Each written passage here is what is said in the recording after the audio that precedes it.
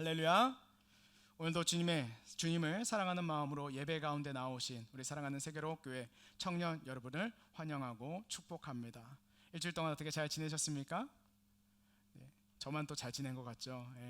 지금 우리 청년들 굉장히 긴장하고 있는 것 같은데 긴장하지 마시고 저만 긴장하면 됩니다.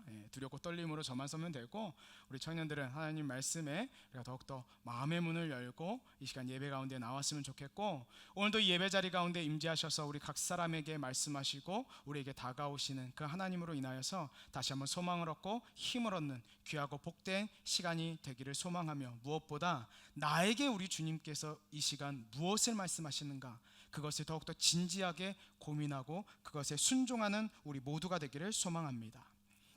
우리 사랑하는 세계로교회 청년 여러분, 우리 청년들께서는 성공한 그리스도인의 모습이 어떠한 모습이라고 생각하십니까? 성공한 그리스도인. 조금 더 구체적으로 질문하자면, 성공한 또는 믿음이 좋은 그리스도인의 삶은 어떠한 삶이 믿음 좋은 또는 성공한 그리스도인의 삶이라고 생각하십니까? 주님께서 언제나 보호하시고 함께 하시기 때문에 어떤 문제도 없이 늘 편안히 생활하는 사람이 성공한 사람, 그리고 믿음이 좋은 사람일까요? 아니면 완벽한 믿음과 주님을 향한 굳건한 신뢰로 세상의 모진 풍파들을 다 이겨내고 만사에 하나님께 순종하는 사람, 장래에 대한 어떤 두려움도 없이 어떤 역경 속에서도 기뻐하면서 당당하게 살아가는 사람, 그러한 사람이 성공적인 믿음이 좋은 그리스도인이라고 생각하십니까? 물론 그런 삶을 사시는 분들 중에서도 믿음이 좋고 성공하신 분들도 참 많이 있을 것입니다. 그러나 그러한 삶만이 꼭 믿음 좋고 성공한 그리스도인의 특징이라고 할 수는 없을 것 같습니다. 왜냐하면 성경에 기록된 수많은 사람들 중에서 그런 삶을 살았던 사람들은 극히 드물기 때문입니다. 아니, 거의 찾아볼 수가 없어요. 성경에 기록된 믿음의 사람들은 잔잔한 호수 위에 떠있는 그런 나뭇잎과 같이 그런 고요한 삶을 살지 않았습니다. 온실 속의 화초가 아니었다는 거예요. 오히려 성경에 기록된 수많은 믿음의 사람들의 삶은 격동하는 폭풍 속에서 이리 뒤집히고 저리 뒤집히는 그런 풍랑 속에서 좌우로 흔들리는 그런 돛담배와 같은 격동하는 인생을 살았고, 척박한 광야나 또는 해안가 절벽의 그 벽돌 또는 그 절벽, 그 바위를 뚫고 나와 자라고 있는 그런 잡초와 같은 인생을 살았습니다.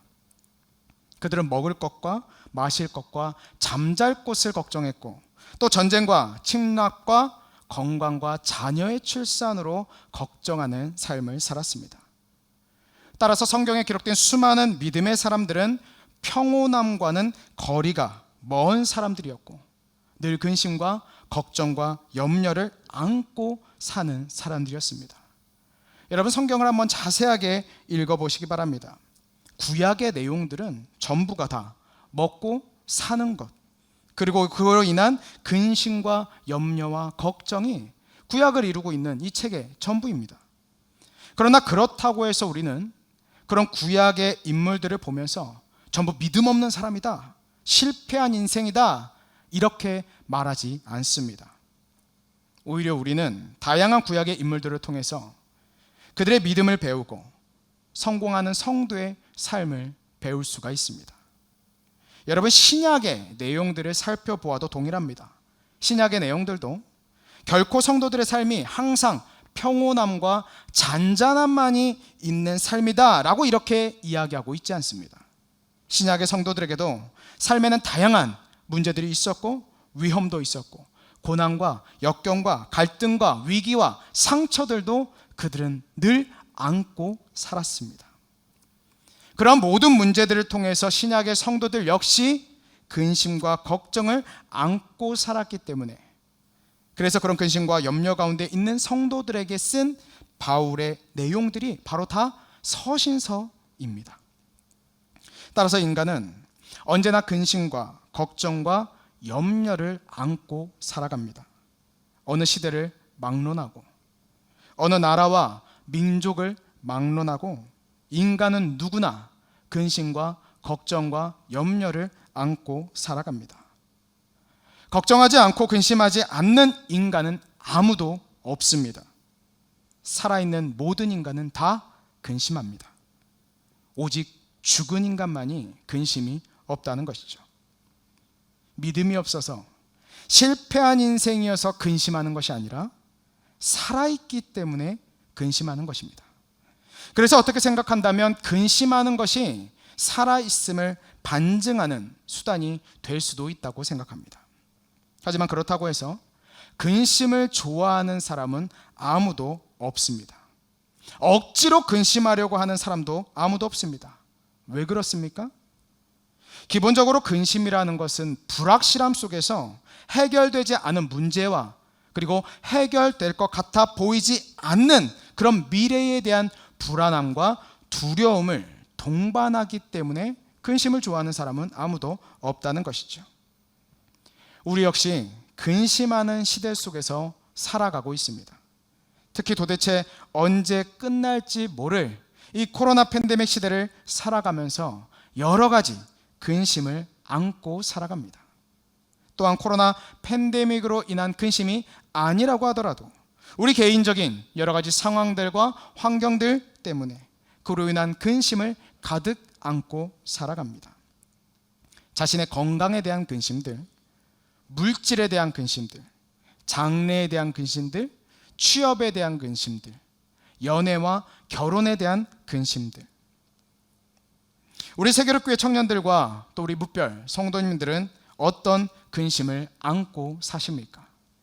무엇을 걱정하고 무엇을 염려하며 무엇에 근심하고 계십니까?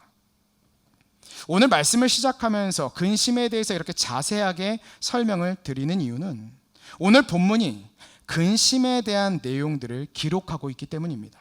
그런데 특이한 점은 우리가 근심에 대해서 일반적으로 갖고 있는 그런 부정적인 이미지가 아닌 긍정적인 이미지를 보여주는 내용들이 오늘 본문에 기록되어 있다는 것이죠. 조금 더 구체적으로 이야기하자면 근심이 주는 긍정적인 효과, 긍정적인 영향력, 긍정적인 유익이 있다는 것입니다. 여러분, 분명 근심은 해결되지 않은 문제나 불안함, 두려움을 동반하는 그런 부정적인 것들인데 어떻게 긍정적인 유익을 얻을 수가 있을까요? 그것을 이 시간 함께 생각해 보고자 합니다. 먼저 오늘 본문은 바울이 고린도 교회의 성도들에게 쓴 편지입니다. 우리가 읽고 있는 이 성경에는 바울이 고린도 교회에 쓴 두 개의 편지가 기록되어 있습니다. 하나는 오늘 본문 앞에 있는 고린도 전서이고 다음은 우리가 오늘 함께 읽고 있는 고린도 후서입니다. 그런데 바울은 고린도 교회를 향하여서 꼭 이렇게 두 개의 편지만 쓴 것은 아니었다는 것이 요즘 신학자들의 견해입니다. 어떠한 이유에서인지 정경에 포함되지 못한 또는 유실됨으로 인해서 고린도 전서와 후서 사이에 있는 또 다른 서신, 우리가 흔히 말하는 눈물의 편지 또는 근심의 편지가 존재하고 있었다라고 그렇게 이야기합니다. 그들이 그렇게 주장한 이유는 고린도후서의 전체적인 내용을 여러분이 한번 자세하게 읽어보시기 바랍니다. 그러면 고린도 전서와 고린도 후서의 내용들 가운데서 또 다른 편지가 있었다는 것을 암시하는 내용들이 참 많이 등장하기 때문입니다. 특히 오늘 본문에 근심에 대한 내용들을 이야기할 때에 그 근심을 주는 내용들이 바로 고린도 전서와 후서 사이에 그 또 다른 편지에 기록되어져 있었다라고 신학자들은 주장합니다. 저 역시 상당히 설득력 있는 주장이라고 생각합니다. 어찌됐든 간에 바울은 고린도 교회에 고린도 전후서를 비롯한 또 다른 편지를 써서 보냈고 그 편지를 받은 고린도 교회는 상당히 근심하게 되었습니다. 당시 고린도 교회에는 도덕적, 윤리적, 율법적, 신학적인 문제들이 있었습니다. 파벌, 싸움, 음행, 근친상간, 소송, 우상숭배, 무질서, 은사논쟁, 부활논쟁 등 정말 다양한 문제들이 이 고린도 교회에 존재하고 있었다는 것이죠. 여러분, 우리가 흔히 복음에 대한 그 열정과 은혜가 넘치는 모습에 존경하고 있는 이 초대교회의 모습과는 너무나 다른 문제들이 이 고린도 교회에 존재하고 있었다는 것입니다. 바울은 그래서 그런 고린도 교회의 사도로서 진리의 바른 복음과 권면과 명령을 편지를 통해서 그들에게 보냈습니다. 때로는 무섭게 다그치면서 굉장히 강한 어조로 그들의 죄악과 잘못들을 책망하였고 회개와 변화와 대책을 촉구하였습니다. 바울 스스로가 이 편지를 받고 분명히 고린도 교회 성도들이 근심할 것이다, 걱정할 것이다, 염려할 것이다 라고 그렇게 생각이 될 정도로 굉장히 강한 어조로 바울은 고린도 교회 성도들을 책망하는, 훈계하는, 훈육하는 그런 편지를 써서 보냈다는 것이죠. 여러분, 교회의 교역자나 공동체의 리더나 순장이 여러분에게 어떤 권면을 할 때에는 상당한 부담감을 갖고 이야기한다는 것을 여러분 기억하셨으면 좋겠습니다. 분명 주님의 말씀에 어긋나고 잘못된 삶을 살고 있기 때문에 권면하는 것이지만, 그럼에도 그런 이야기를 하는 사람은 상당한 부담감을 갖고 이야기를 할 수밖에 없습니다. 왜냐하면 권면과 훈계를 받은 사람이 반발할 것에 대한 두려움 또는 포기하고 떠날 것에 대한 염려 등을 갖고 있기 때문에, 그래서 그런 훈계나 훈육이나 조언을 하는 것이 상당히 조심스럽다는 것이죠. 그런데 그럼에도 불구하고 하는 이유는 그 사람이 분명 잘못된 삶을 살았기 때문에, 하나님의 말씀과 어긋난 다른 삶을 살고 있기 때문에 그 사람을 위해서 정말 그 사람이 하나님의 말씀대로 살아가고 하나님 앞에 바로 서고 하나님의 온전한 사람으로 서기를 바라는 마음에 그 사람에게 조언하는 것입니다. 그리고 조언할 때에도 그냥 하는 것이 아니라 참 많이 기도합니다. 때로는 금식하면서 기도하고, 때로는 고민하고, 정말 내가 이런 조언을 하는 게 맞는가, 내가 객관적으로 하나님의 말씀을 토대로 하여서 이 사람에게 훈계하고 있는가를 고민하면서 이야기하게 된다는 것이죠. 여러분, 그렇기 때문에 결코 교역자나 리더나 순장이 자신들의 마음대로 여러분의 삶을 좌우하려고 권면하는 것이 아니라는 것을 꼭 기억하시면서 그런 권면과 훈계를 받을 수 있었으면 좋겠습니다.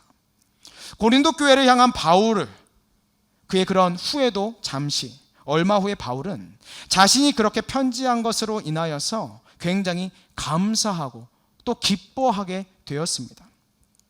여러분, 바울이 그렇게 기뻐한 이유는 고린도 성도들이 편지를 받고 고통스러워하고 막 근심하고 괴로워하게 될 것을 예측하여서 그들의 괴로움을 보고 고소하다, 고소미 먹어서 완전 기쁘다 막 이렇게 했다는 게 아니라는 것이죠. 오히려 바울이 그렇게 기뻐할 수 있었던 것은 고린도 교회의 성도들이 그 근심함을 통하여서 얻게 되는 유익으로 말미암아, 그들이 유익 얻은 것을 봄으로 말미암아 바울은 기뻐할 수 있게 되었다는 것입니다. 여러분, 고린도 교회 성도들이 어떤 유익을 얻었을까요? 고린도 교회의 성도들은 근심을 통해서 구원을 얻게 되었습니다. 구원에 이르는 회개를 하게 되었다는 것이죠. 그들은 처음에 바울의 편지를 받았을 때는 굉장히 큰 근심을 했을 것입니다. 자신들의 죄악들을 낱낱이 밝히면서 죄악된 삶을 책망하는 그 글을 읽으면서 상당히 얼굴이 뜨거워지고 화도 나고 막 짜증도 났을 것입니다. 여러분, 이것은 죄악을 지적당하는 사람들의 특징입니다. 죄를 지은 사람은 그 죄를 지적당하게 되면 죄인은 자동적으로 자신의 방어 기제를 발휘하게 됩니다. 어떤 사람은 화를 내거나, 어떤 사람은 눈물을 내거나, 어떤 사람은 모른 채 하거나, 어떤 사람은 도망을 가기도 합니다. 자신의 죄를 부인하고 감추기 위해서이죠.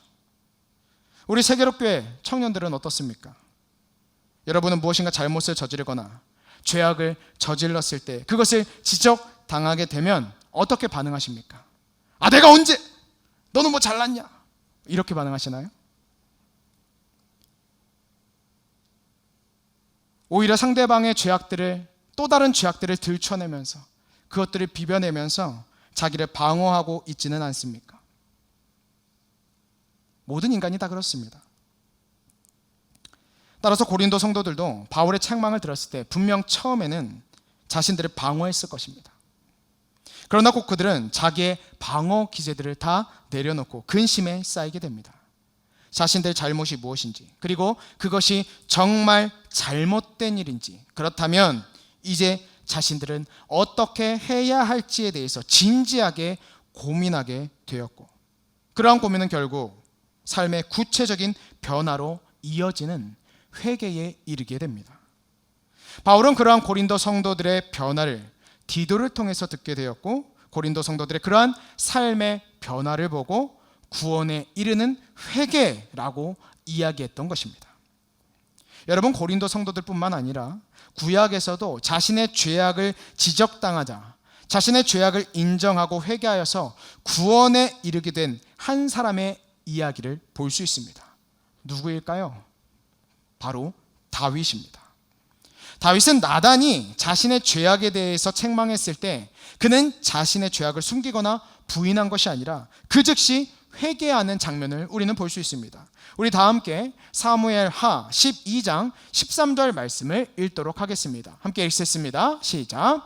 다윗이 나단에게 이르되 내가 여호와께 죄를 범하였노라 하매 나단이 다윗에게 말하되 여호와께서 당신의 죄를 사하셨나니 당신이 죽지 아니하려니와.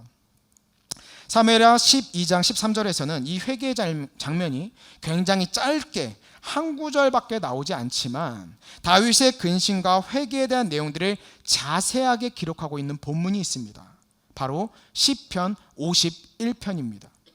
시편 51편에서 다윗이 회개하는 내용을 보게 되면 다윗은 나단으로부터 죄악들을 지적받았을 때에 자신의 왕권이 위태롭게 된다거나 먹고 사는 문제 등에 대해서는 전혀 이야기하고 있지 않습니다. 고민하고 있지 않다는 거예요. 근심하고 있지 않다는 것입니다. 그는 오로지 자신의 죄악을 하나님 앞에 철저하게 고백하고 인정하면서 회개하는 모습들을 볼 수 있습니다. 다른 것을 신경 쓰지 않고 오직 하나님으로부터 죄사함을 받는 것과 정직한 영이 새롭게 되는 것과 성령에 다시 사로잡히는 것과 구원의 즐거움을 회복하는 것과 하나님께 온전히 제사하는 것, 즉 예배드리는 것에만 온통 그의 마음을 집중하고 있는 것을 우리는 볼 수 있습니다. 여러분, 근심이 어떻게 구원에 이르는 회개가 될 수 있을까요? 여러분, 근심하면 누구나 다 구원을 받을 수 있습니까? 근심하기만 하면 다 용서가 되는 것일까요? 그렇지 않습니다. 근심한다고 해서 모든 사람들이 다 구원을 받는 것은 아닙니다. 그렇다면 어떻게 고린도 성도들은 근심을 통해서 구원에 이르게 되었을까요? 그것은 고린도 성도들의 근심이 하나님께서 주신 근심이기 때문에 그렇습니다. 바울은 오늘 본문 9절에서 고린도 성도들이 하나님의 뜻대로 근심하게 되었다고 설명하면서 하나님의 뜻대로 하는 근심은 후회할 것이 없는 구원에 이르는 회개를 이룬다라고 10절에서 설명합니다. 하나님의 뜻대로 하는 근심, 나의 뜻이 아니라 내가 기준이 아니라 하나님과 하나님의 말씀이 기준이 되는 근심을 할 때에 우리는 구원에 이르는 근심을 하게 된다는 것입니다. 그리고 이어서 바울은 그러나 또 다른 근심이 있다고 설명하는데 그 근심은 구원을 주는 근심이 아니라 사망을 주는 근심이라고 이야기합니다. 여러분, 그 근심이 무엇입니까? 질문입니다. 무엇입니까? 성경을 보면 나와 있습니다. 무엇입니까? 세상 근심이라고 바울은 설명합니다. 이렇게 바울은 구원을 주는 근심과 사망을 주는 근심이 있다고 설명하면서 격이 다른 두 종류의 근심에 대해서 오늘 본문을 통해 설명합니다. 그렇다면 사랑하는 세계롭교회 청년 여러분, 여러분이 갖고 계신 근심은 어떤 근심이십니까? 하나님의 뜻대로 하는 근심이십니까? 아니면 세상 근심이십니까? 이것을 아는 것은 굉장히 중요합니다. 근심은 같지만 근심의 결과는 정반대인 구원 아니면 사망이기 때문에 그렇습니다. 그렇다면 내가 갖고 있는 근심이 구원을 주는 근심인지 아니면 사망을 주는 근심인지 그것을 어떻게 분별할 수 있을까요? 그것은 자신의 근심의 원인과 결과를 살펴보면 알 수 있습니다. 먼저 자신의 근심이 왜 생겼는지에 대해서 살펴보아야 됩니다.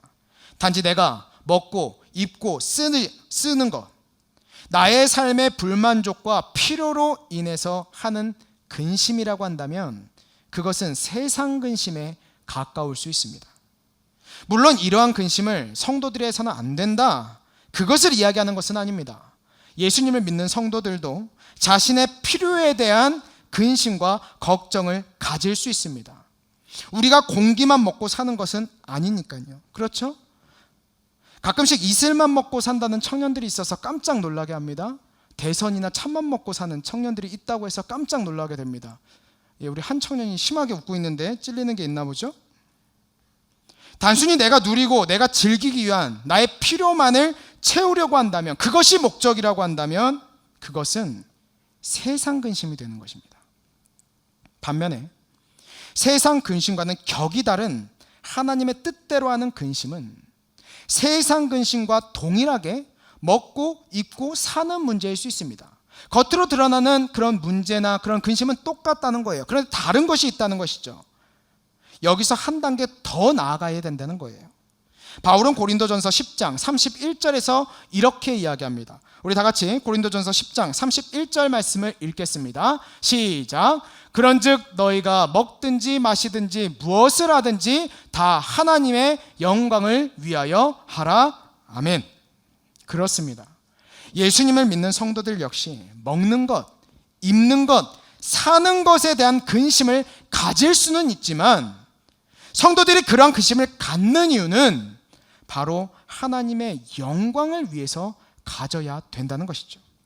조금 더 구체적으로 이야기하자면 하나님께서 맡기신 일들을 감당하기 위해서, 하나님의 이름을 세상 가운데서 높여드리기 위해서 먹고 입고 사는 것에 대한 근심을 가져야 된다는 것입니다. 이것이 세상 근심과 다른 점이라는 거예요. 나를 위한 것이 아닌 하나님을 위한 근심이라는 것이죠. 또한 여러분, 하나님의 뜻대로 하는 근심은 하나님의 말씀으로부터 시작됩니다. 하나님의 말씀을 읽고 듣는 가운데서 하나님의 말씀과 어긋난 자신의 삶의 모습들을 발견하고 그로 인해서 근심하게 되는 것입니다. 나의 이러한 삶이 정말 하나님의 말씀에 합당한 삶인가?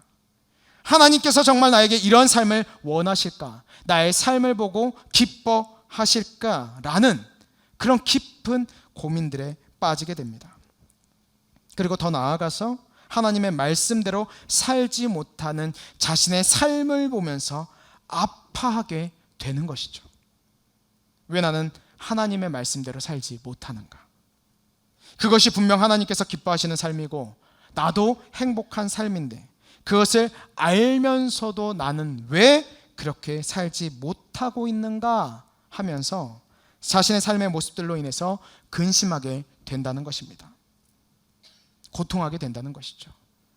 여러분, 이런 근심, 이런 고통 해보신 적이 있으십니까? 정말 내가 하나님의 말씀대로 살고 있는가에 대한 진지한 고민 가운데서 정말 여러분이 죄인이라는 것을 깊이 있게 깨달아 보신 적 있으세요? 저는 대학 시절에 수련회에 참여를 해서 정말 수련회 때 열심히 말씀을 듣고 기도도 하고 그렇게 시간들을 보냈었습니다. 대학에서 선교단체 활동을 하면서 일주일간 수련회를 진행을 했었는데 3일 동안 아무 문제도 없이 잘 지냈어요. 그런데 3일째 되는 시간에 우리 목사님께서 많은 우리 대학생들을 불러 모으시고 정말 너희가 예수를 만나느냐? 정말 아무 문제 없느냐? 너희들 잘 살고 있느냐? 라고 그렇게 질문하셨습니다. 그럴 때 저는 당연히 잘 살고 있다고 얘기했죠. 저는 충분히 대학생활을 하면서 선교단체도 활동도 하면서 열심히 복음 증거하고 교회에서 정말 충성되게 일하고 안 하는 거 없었으니까요. 그런데 다시 한번 질문하는 것입니다. 정말 하나님께서 너의 삶을 보실 때에 너의 삶은 하나님께서 기뻐하시는 삶이냐? 너의 삶은 하나님 앞에 드러내고 자랑할 수 있는 삶이냐라고 그렇게 말씀하시는 것이었습니다. 그때 갑자기 앞이 깜깜해지는 것을 경험하게 됐어요. 이전까지 너무나 잘 생활했던 그 3일의 시간들이 순식간에 사라지고 갑자기 앞이 깜깜해지면서 정말 쥐구멍이라도 찾고 싶은 심정이 되었습니다. 정말 찬란한 그 광명의 햇빛이 내 삶을 비추는데 제가 어디 구멍으로 들어가지 않고서는 견딜 수 없는 마음에 막 몸부림치기 시작했었습니다. 막 땅바닥에 나뒹굴렀었어요. 저는 그때까지 굉장히 제가 잘 살고 있다고 생각했었거든요. 청년부에서 회장도 했었고요. 선교단체에서 대표 역할도 했었고요. 누구에게나 다 칭찬받는 삶을 살았었습니다. 그런데 하나님께서 제 삶을 조명하시자 제 삶이 얼마나 더러운지, 제가 얼마나 죄인지를 깨닫게 되었다는 것이죠. 그때 제가 얼마나 아팠는지 모릅니다. 제가 얼마나 죄인인지 깨달았더니 너무너무 아픈, 너무너무 고통스러운 거예요. 그냥 당신이 질병 때문에 아픈 아픔이랑은 차원이 다른 아픔이었습니다. 너무 고통스러웠어요. 너무 괴로웠습니다. 그래서 나뒹굴기 시작하죠. 그러한 근심들을, 그러한 회개를 우리가 경험해 보았느냐는 것입니다. 그러한 회개와 그러한 근심을 경험하게 되면 성령께서는 그 사람을 다음 단계로 이끌어 가십니다. 근심에 머물게 두시는 것이 아니라 다음 단계로 이끌고 가신다는 것이죠. 그 관계가 어디냐? 바로 회개의 과정으로 우리를 이끌고 가십니다. 하나님의 뜻대로 하는 근심은 단지 하나님의 말씀에 어긋난 자신의 삶의 모습에 실망하고 애통하는 것으로 끝나지 않아요. 거기서 끝나면 또 다른 죄에 빠질 수 있습니다. 어떤 죄요? 자기 동정, 자기 사랑에 빠지게 되는 거예요. 울면 회개했다. 난 울렸으니까 근심했다. 그러니까 난 잘 살고 있는 거야 라고 생각하는 착각에 빠져서 또 다른 죄악의 길을 걷게 되는 것이죠. 그러나 하나님의 뜻대로 하는 근심을 정말 회개의 과정에 있는 사람이라고 한다면 회개의 실제적인 삶의 증거들이 자신의 삶에 나타나게 됩니다. 여러분, 오늘 본문 11절 말씀을 한번 보시기 바랍니다. 고린도 성도들도 마찬가지였어요. 그들은 바울의 편지를 듣자마자 근심을 하게 됐지만 그 근심으로 끝나지 않았습니다. 그들의 삶이 변화되게 되었어요. 어떻게 변화되게 되었습니까? 11절을 보니까 고린도 성도들은 간절하게 되었고요, 변증하게 되었고요, 분하게 되었고요, 두렵게 되었고요, 사모하게 되었고요, 열심 있게 되었고요, 벌하게 되었고요, 그들 자신의 깨끗함을 나타내게 되었다라고 바울은 기록하고 있습니다. 여러분, 당시에 바울은요, 그의 대적자들로부터 굉장히 많은 공격들을 당하고 있었습니다. 바울을 시기하고 질투하면서 또 바울의 사도로서 인정하지 않고 바울을 단지 사람들에게 돈 삥 뜯는 그런 사기꾼으로 등쳐먹는 사람으로 폄하하는 대적들도 굉장히 많았다는 것이죠. 그래서 고린도 교회에 방문하려고 할 때에 바울을 막아섰던 사람들도 있었고 바울에게 모욕을 주는, 수치를 주는 행동을 했던 사람들도 있었습니다. 그래서 바울은 그러한 사람들을 공동체에서 단호하게 벌하라고 이전 편지를 통해서 명령했던 것이죠. 고린도 성도들은 그 편지를 받고 처음에는 근심했습니다. 그러나 곧 이어서 바울은 예수님께서 세우신 제자이자 사도임을 그들은 분명히 확신하게 되었던 것이에요. 그래서 주님의 일을 신실하게 감당하는 그 목자임을 확신하는 가운데서 바울의 대적자들을 향해서 바울을 대변하고 바울을 옹호하고 바울을 보호하며 바울을 위해서 싸우기 시작했던 것입니다. 그리고 바울을 다시 만나고자 하는 그 간절한 열망이 그들의 마음 가운데 샘솟았다는 것이죠. 근심에만 있었던 것이 아니라 삶의 구체적인 변화가, 회개의 변화가 그들 가운데 드러나게 되었다는 것입니다. 바울은 바로 그것을 이야기하고 있는 것입니다. 하나님의 뜻대로 하는 근심이 바로 그런 것이라는 거예요. 하나님께서 원하시는 바른 길로 인도하고 단지 바른 길을 보고 아는 것으로 그치는 것이 아니라 그들의 삶의 행동의 변화를 일으키는, 촉구하는 회개의 길로 이끌어 간다는 것이, 그것이 하나님의 뜻대로 하는 근심이다. 그것이 하나님의 뜻대로 하는 근심의 증거가 됨을 오늘 우리는 이 본문을 통해서 알 수가 있습니다. 그리고 그러한 회개는 결국 그 사람을 주님의 말씀대로 살고 바른 진리 위에 살게 하기 위해서 구원의 이르게 한다라고 바울은 설명합니다. 이것이 바로 하나님의 뜻대로 하는 근심의 결과입니다. 그러나 세상 근심은 전혀 그렇지 않습니다. 세상 근심은 하나님의 말씀과는 전혀 상관이 없습니다.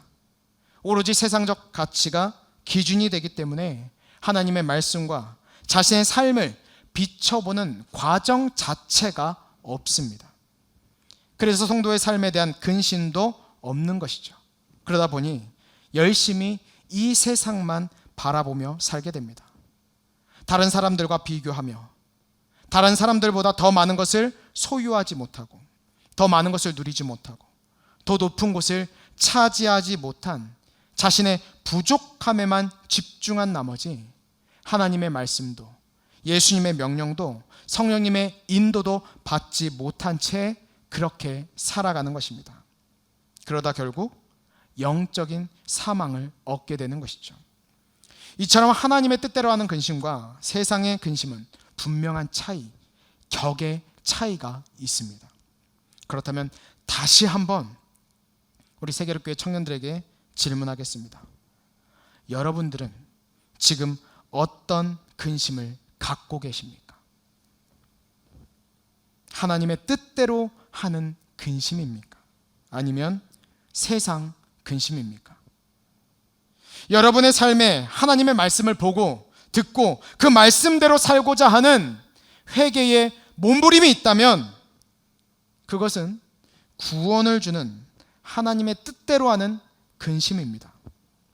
그러나 여러분의 삶에 단지 자신의 부족함, 자신의 결핍만을 채우기 위한 그런 걱정과 그런 근심만을 하고 있다면 그것은 사망을 주는 세상 근심입니다.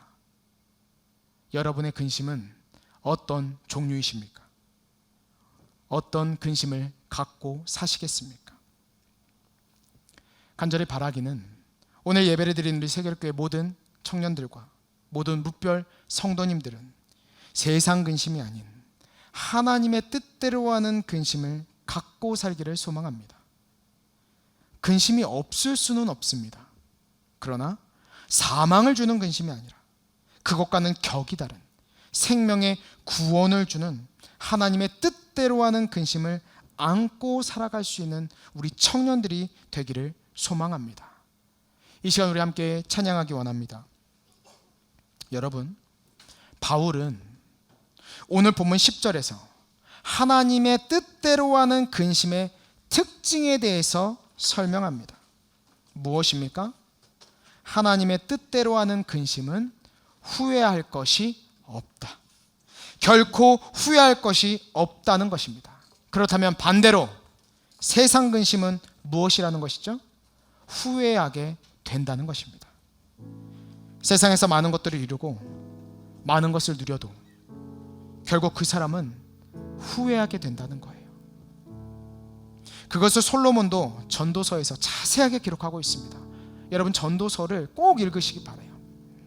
모든 것을 다 가졌다고 해도 과언이 아니었을 그 솔로몬도 후회하였다는 것입니다.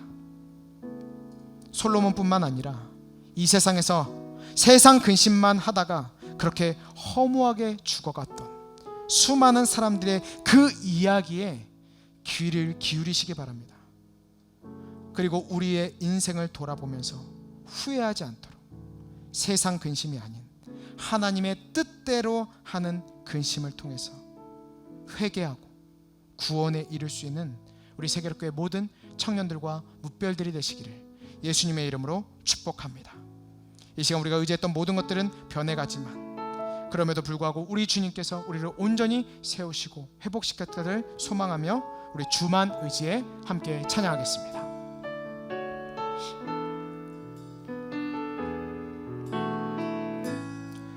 의지했던 모든 것 변해가고 억울한 마음은 커져가네.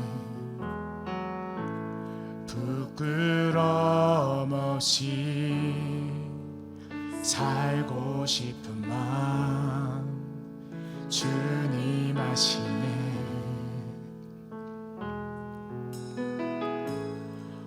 모든 일을 손으로 이겨내고 죄의 유혹을 따르지 않네. 나를 구원하신 영원한 그 사랑, 크신 그 은혜 날 붙드시네. 주어진 내 삶에 작게만 보여도 선하신 주 나를 이끄신 보내. 중심을 보시는 주님만 따르네. 날 택하신 주만 의지해. 보이는 상황에 무너질지라도 예수는 여기 나를 붙드네. 보이지 않아도 주님만 따르네. 내 평생 주님을 노래하리. 의지했던 모든 것 변해가고, 의지했던 모든 것 변해가고, 억울한 마음 거져가네. 부끄럼 없이 살고 싶은 나 주님 아시네.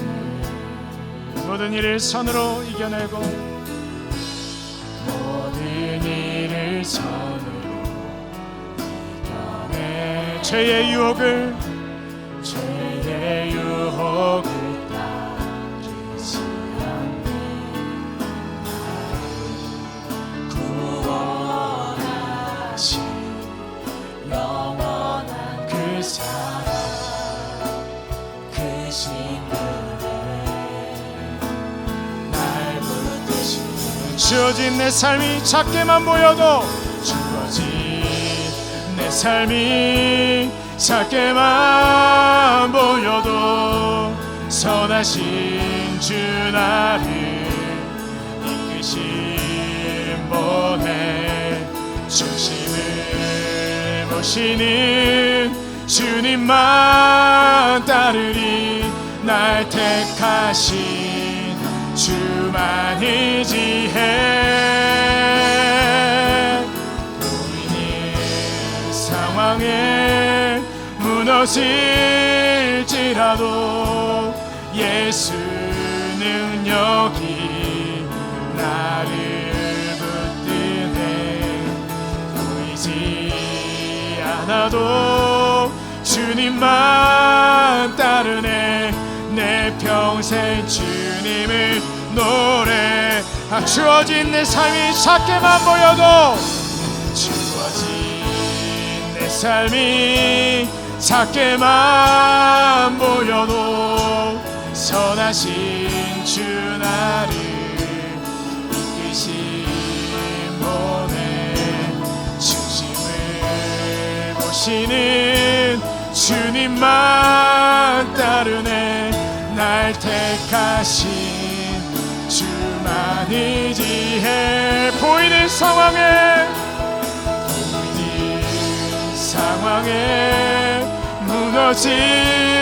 무너질지라도 예수는 여기 나를 붙들고, 보이지 않아도 주님만 따르리. 내 평생 주님을 노래하리라. 우리 시간 함께 기도하기 원합니다. 주님, 나의 삶에서 나의 만족과 유익만을 구하며 부족함으로 인한 불평과 불만으로 가득 찼던 그 세상 근심말하는 삶을 살지 않게 하여 주시고, 그래서 후회하는 인생이 아니라 주님의 영광을 위한 근심이 내 안에 있게 하여 주시옵소서.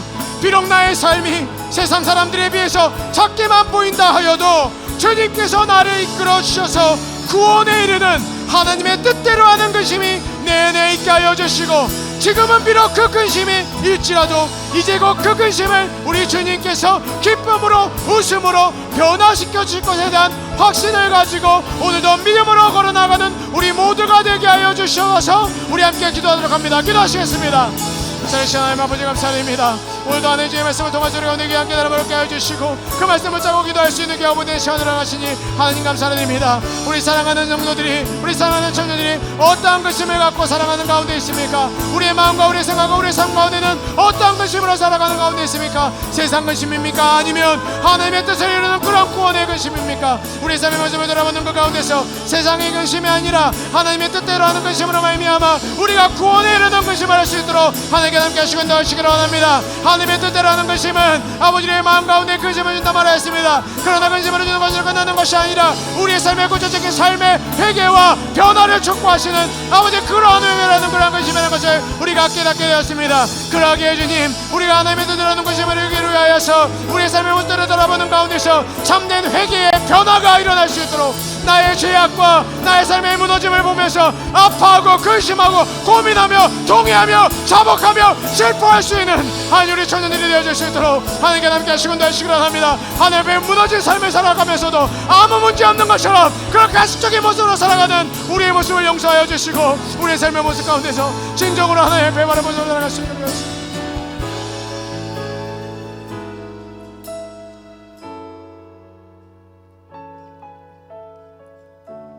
사랑의 주님, 성경을 읽을 때마다 회칠한 무덤을 책망하시는 그 예수님의 말씀을 읽을 때마다 그 회칠한 무덤을 바리새인이로만 여겼지 정작 그 회칠한 무덤이 나라는 것을 깨닫지 못했습니다. 하나님 앞에서 잘 살고 있는 것 같아 보이고 하나님의 뜻대로 하나님의 말씀대로 사는 척하지만 정작 내 안에는 하나님의 뜻대로 하는 근심이 아닌 세상 근심만 가득하였습니다. 그래서 하나님의 말씀에 나의 삶을 비춰보며 무너진 나의 삶을 보고도 아파하지 못했고 슬퍼하지 못했고 회개하지 못하였습니다. 회개함이 없다 보니 삶의 변화도 없었습니다. 그냥 적당히 살면서 잘 사는 척하면서 주님을 위해 사는 척하면서 그렇게 살아갔던 나의 모습들을 돌아보게 됩니다. 하오나 주님, 오늘 이 말씀을 통하여서 우리의 마음 가운데 이 말씀이 근심이 되게 하여 주시기를 원합니다. 성령님께서 이 말씀을 우리 사랑하는 청년들 한 사람 한 사람과 우리 사랑하는 성도들 한 사람 한 사람에게 근심이 되는 말씀이 되어줄 수 있도록 역사해 주시기를 원합니다. 그리하여서 지금은 그 근심이 아프고 힘들고 회개의 과정들이 너무도 어렵겠지만 그럼에도 불구하고 바울이 고백한 것처럼 우리의 근심을 구원으로 이끄는 회개로 나아가게 하시고 그 회개함을 통하여 구원을 얻고 기뻐할 수 있는 우리 모든 청년들이 되어줄 수 있도록 하나님 축복하여 주시옵소서. 주님께 이 모든 기도의 제목을 올려드리며 사랑이 많으신 우리 구주 예수 그리스도의 이름으로 기도하옵나이다. 아멘. 우리 주기도문함으로 주일 4부 예배를 모두 마치도록 하겠습니다.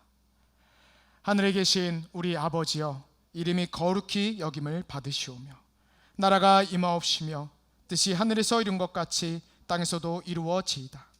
오늘날 우리에게 일용할 양식을 주옵시고 우리가 우리에게 죄 지은 자를 사하여 준 것 같이 우리 죄를 사하여 주옵시고 우리를 시험에 들게 하지 마옵시고 다만 악에서 구하옵소서. 대개 나라와 권세와 영광이 아버지께 영원히 있사옵나이다. 아멘.